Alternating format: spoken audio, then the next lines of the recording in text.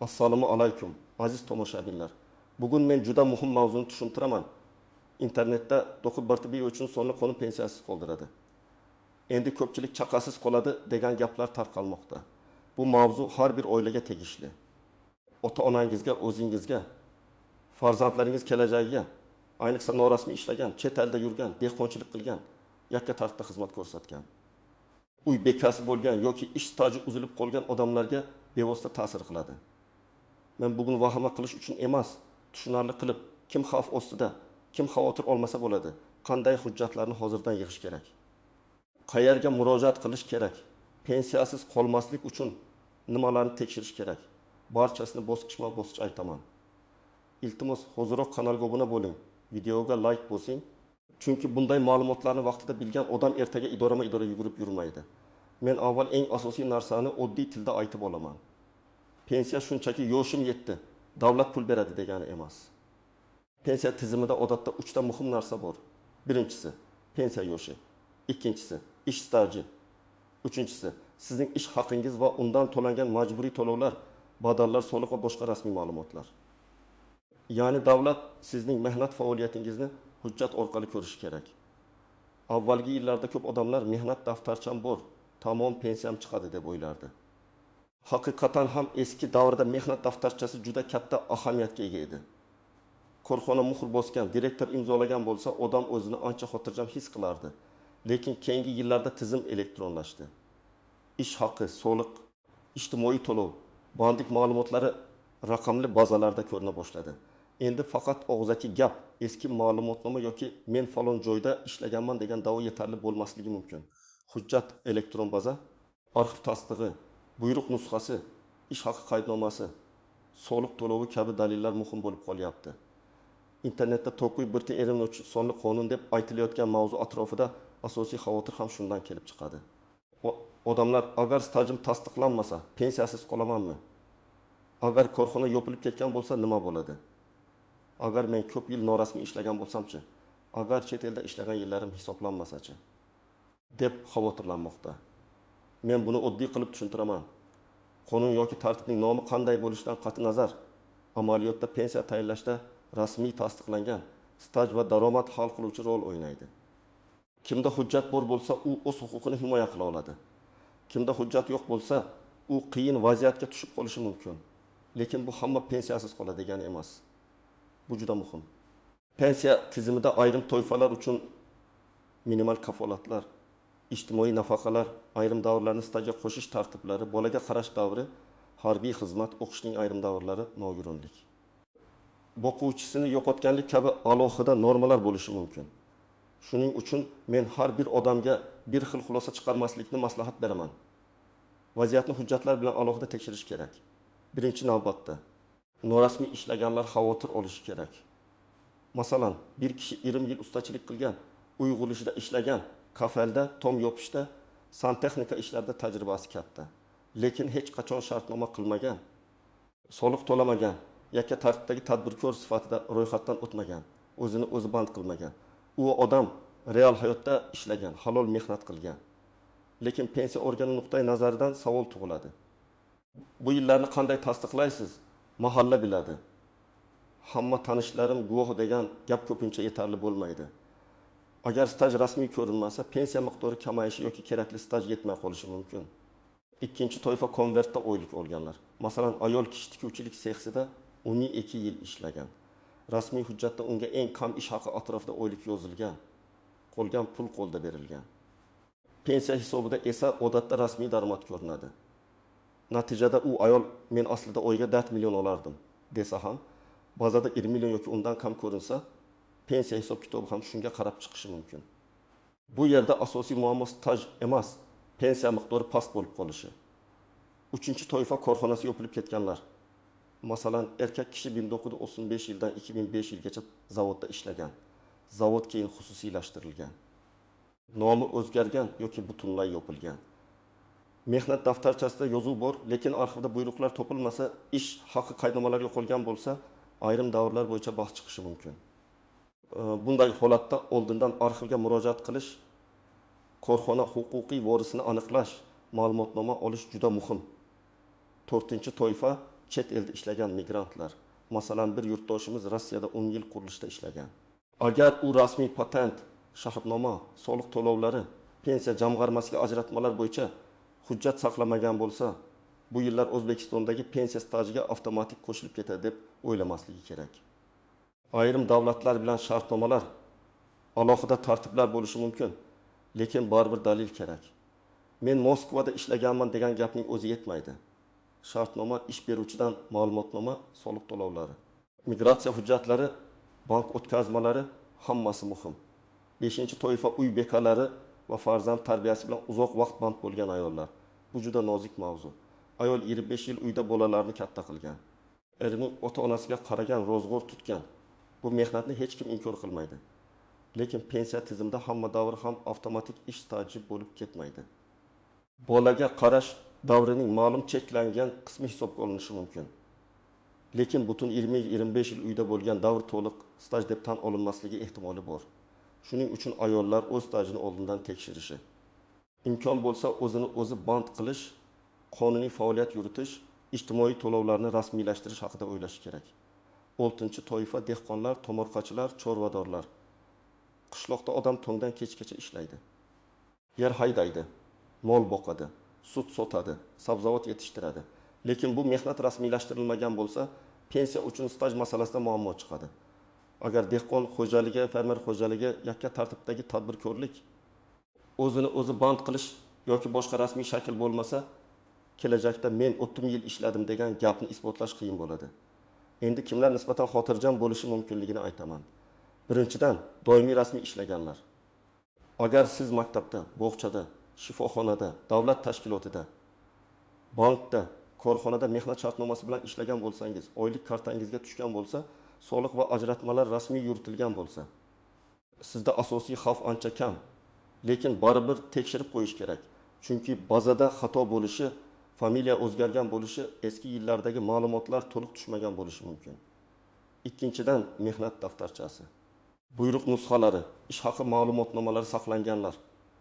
Bunday odamlar kuchliroq pozitsiyada bo'ladi.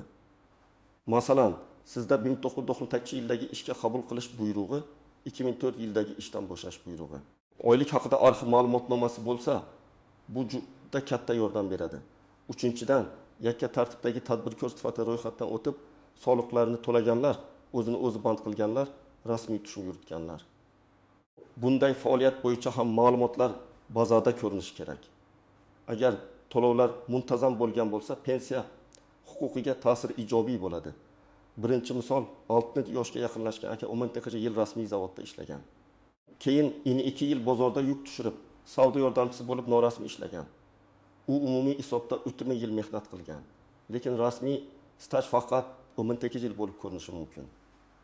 Agar pensiya uchun minimal staj talabi undan yuqori bo'lsa yoki pensiya miqdorini hisoblashda ko'proq staj kerak bo'lsa, u qiynaladi.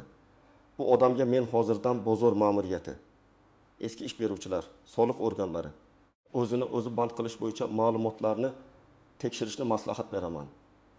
Kelajakdagi yillarni bo'lsa ham rasmiylashtirish kerak. Ikkinchi misol, 55 yoshli opa 10 yil maktabda ishlagan. Keyin 3 farzand tarbiyasi bilan uyda bo'lgan. Keyin 8 yil do'konda sotuvchi bo'lib ishlagan, lekin do'kon egasi rasmiylashtirmagan. U pensiya yoshiga kelganda bugun 8 yil real mehnat va bolalar tarbiyasi bor. Lekin hujjatda 10 yil ko'rinishi mumkin. Bu yerda bolalarning tug'ilganlik guvohnomalari, mehnat daftarchasi, keyingi ish joyi bo'yicha dalillar, guvohlik emas, aynan rasmiy izlar muhim bo'ladi. Agar do'kon hozir ham ishlayotgan bo'lsa, ish beruvchidan shartnoma va ma'lumotnomalarni tiklash masalasini ko'tarish kerak. Uchinchi misol, 62 yoshli ota 2000 yildan 2015 yilgacha Rossiyada ishlagan. U har oy uyiga pul yuborgan, lekin shartnoma nusxalari yo'q, patent hujjatlari yo'qolgan. Bank o'tkazmalari bor, pasportda kirib chiqish muhrlari bor. Bu hujjatlar yordamchi dalil bo'lishi mumkin. Lekin ish stajini to'liq tasdiqlash uchun yetarli bo'lmasligi mumkin. Shuning uchun chet elda ishlayotganlarga men har doim aytaman. Shartnomani suratga oling. Ish beruvchi ma'lumotnomasini oling. Soliq yoki pensiya ajratmasi to'lovlarini saqlang. Elektron kabinetlardan ko'chirma yuklab oling.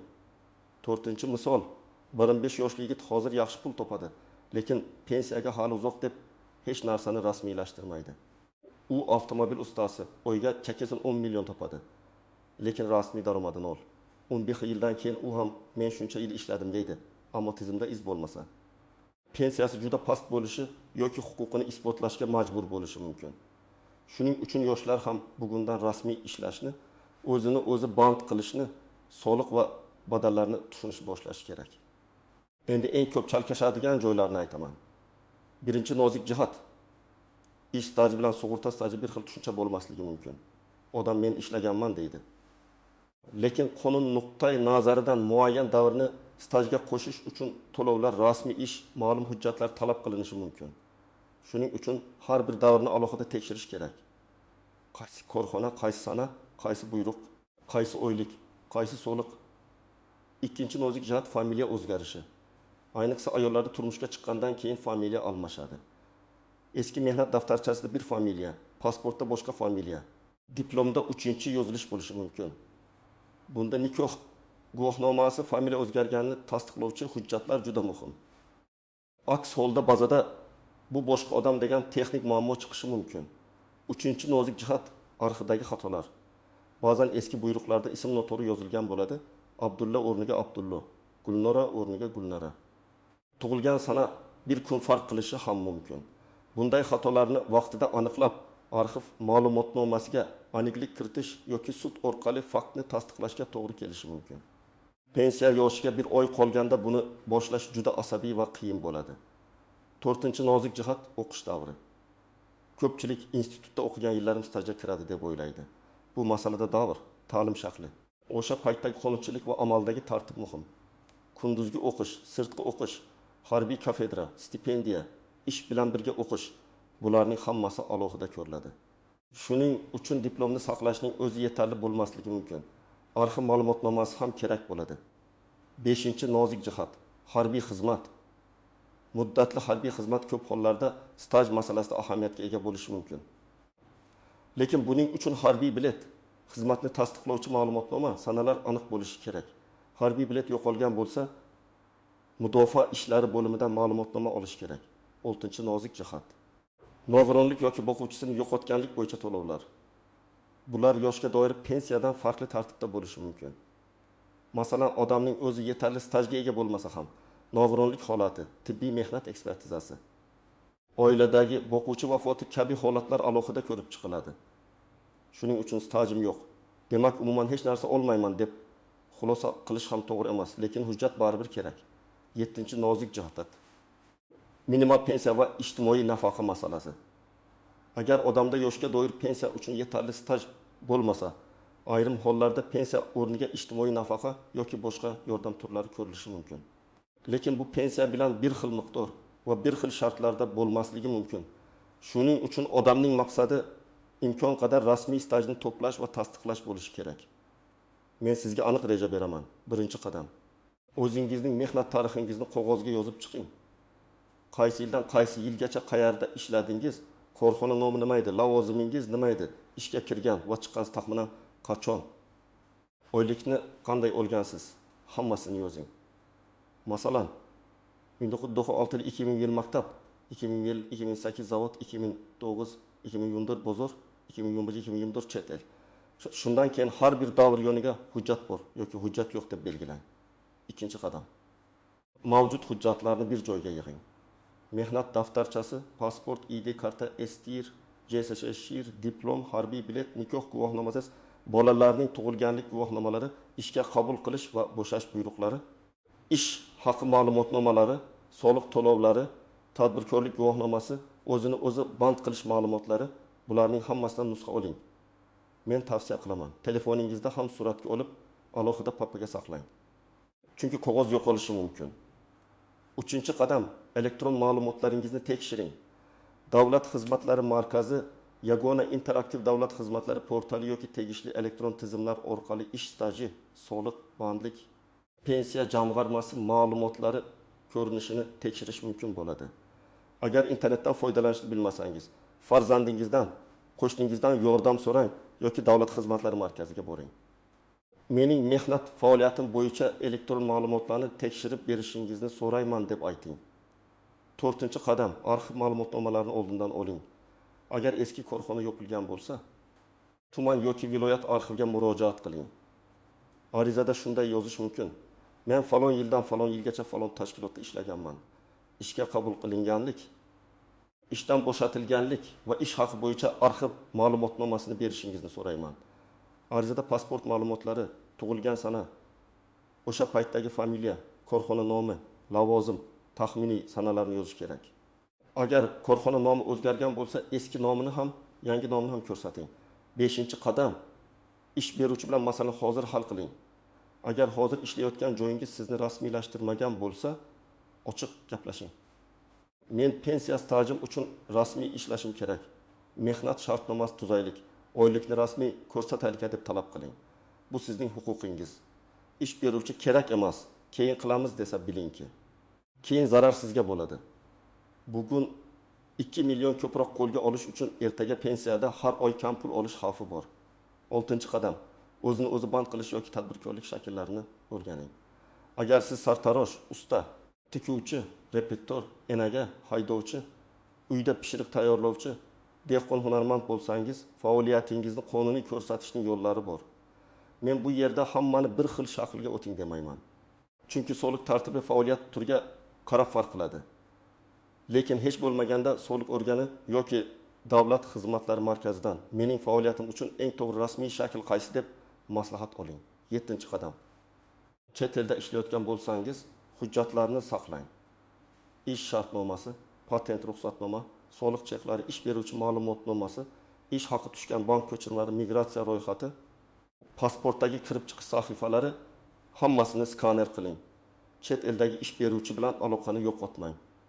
Pensiya yoshiga kelganda 10 yil oldingi ish beruvchini topish juda qiyin bo'ladi. 8-qadam. Xatolarni pensiya yoshiga yetmasdan tuzating. Agar mehnat daftarchangizda sana noto'g'ri bo'lsa, familiya xato bo'lsa, muhr o'qilmasa, korxona nomi tushunarsiz bo'lsa, hozir harakat qiling. Ba'zan bunday xatolar sud orqali yuridik faktni belgilash bilan hal qilinadi. Sudga borishdan oldin arxiv sobiq ish beruvchi, yuqori tashkilot, hokimlik yoki tegishli idoralardan javoblar kerak bo'lishi mumkin. Bu vaqt oladi. Shuning uchun kechiktirmang. 9-qadam, pensiya bo'limiga maslahat uchun oldindan boring. Ko'pchilik faqat pensiya yoshi kelganda boradi. Men esa 35 yil oldin borishni maslahat beraman. Mening taxminiy stajim qancha ko'rinmoqda, qaysi davrlar tasdiqlanmagan, qaysi hujjatlar yetishmayapti deb so'rang. Mas'ul xodim sizga ro'yxat berishi mumkin. Agar o'zaki gap bo'lsa, uni yozib oling. Ariza bilan murojaat qilsangiz, yozma javob olishga harakat qiling. 10-qadam, farzandlaringiz va ota-onangiz hujjatlarini ham tekshiring. Ko'pincha ota-onalar internetdan foydalanmaydi. Arxiv nima ekanini bilmaydi. Eski hujjatlarni sandiqda saqlaydi. Farzandlar yordam bermasa, ular pensiya vaqtida qiynaladi. Har bir uyda pensiya papkasi bo'lishi kerak. Unda barcha muhim hujjatlar tartib bilan turishi kerak. Eng katta xato hali vaqt bor deb yurish. Pensiya hujjati bir kunda tayyor bo'lmaydi. Ayniqsa eski korxona yopilgan arxiv boshqa viloyatda ism familiyada xato bor, cheta el davri bor bo'lsa, oylar ketishi mumkin. 2-xato, faqat mehnat daftarchasiga ishonish. Mehnat daftarchasi muhim, lekin ayrim vaziyatlarda qo'shimcha tasdiq talab qilinishi mumkin. 3-xato, norasmiy ishni oddiy hol deb qabul qilish. Bugun norasmiy ish beruvchi uchun qulay bo'lishi mumkin, lekin ertaga pensiya masalasida zarar ishchiga tushadi. Men yana bir narsani alohida aytaman. Vahima tarqatayotgan xabarlarga ishonib, endi baribir pensiya yo'q ekan deb qo'l siltamang. Qonunlarni to'g'ri o'qish kerak. Har bir bandning amaliy qo'llanishini tushunish kerak. Rasmiy manbalarni tekshirish kerak. Agar shubhangiz bo'lsa, pensiya jamg'armasi, davlat xizmatlari markazi, soliq organi yoki malakali yuristga murojaat qiling. Telegramdagi bitta qo'rqinchli post hayotingiz bo'yicha qaror qabul qilish uchun asos bo'lmasin. Demak, asosiy gap shuki, pensiyasiz qolish xavfi ko'proq hujjatsiz, norasmiy, staji tasdiqlanmagan, daromadi yashirilgan, chet eldagi mehnati hujjatlashtirilmagan odamlarda paydo bo'ladi. Rasmiy ishlagan hujjatlarni saqlagan, elektron ma'lumotlarni tekshirgan odam ancha xotirjam bo'ladi. Lekin baribir har bir kishi o'z mehnat tarixini bugundan tekshirishi shart. Men sizga maslahat beraman. Bugun kechqurun 30 daqiqa vaqt ajrating. mehnat daftarchangizni, diplomingizni, harbiy biletingizni, nikoh va tug'ilganlik guvohnomalarini, eski ish joylaringiz bo'yicha hujjatlarni bir joyga yig'ing. Qaysi davrda hujjat yo'q bo'lsa, ertadan arxiv yoki davlat xizmatlari markaziga murojaat qilishni boshlang. Bu ish sizning kelajakdagi har oylik daromadingizga ta'sir qiladi. Agar sizda ham mening stajim yetadimi? Chet elda ishlagan yillarim hisoblanadimi? Korxonam yopilib ketgan. Nima qilaman degan savollar bo'lsa, izohlarda yozing. Men keyingi videolarda eng ko'p uchraydigan holatlarni alohida tahlil qilib beraman. Videoga like bosing. Kanalga obuna bo'ling va bu videoni ota-onangiz, qarindoshlaringiz, chet elda ishlayotgan yaqinlaringizga yuboring. Chunki bu ma'lumotni bugun bilgan odam ertaga pensiya eshigida sarson bo'lmaydi.